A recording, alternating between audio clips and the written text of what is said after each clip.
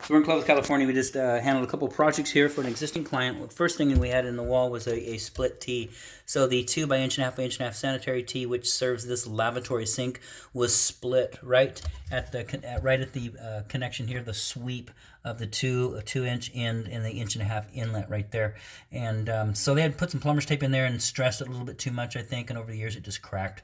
So for whatever reason, anyways, water was pouring out there, flooding the floors, and fortunately that was all that we need to repair. Down here, stainless steel band by code. That's uniform plumbing code. So those are approved. We don't use the cheap bands, just to save a buck.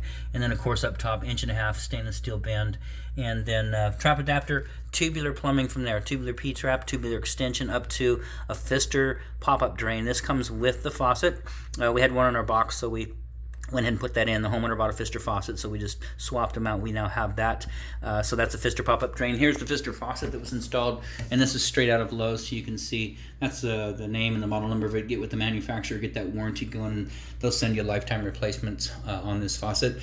And then down below, we did go ahead and give you some quarter-turn shutoff valves. Those are Brass Crafts 1/2-inch IPS by 3/8 OD on the hot side, and over here on the cold side as well. And then some Fluid Master 3/8 by 1/2-inch 3/8 OD by 1/2-inch IPS by 20-inch braided stainless steel supplies. So real nice faucet connection. Everything's clean now. What we're gonna do is just monitor this for a period of time, get a fan down here and get some of the water dried up, monitor it for anything, for any kind of I'm not talking about spraying and dripping, I'm talking about just weeping, just a hint of moisture. Let us know. We want to get after this before this wall gets covered up. But get a fan in here, get it drying. Once it's dried and you're comfortable that we've done our job, go ahead and cover this wall back up. Outside of that, this installation is done.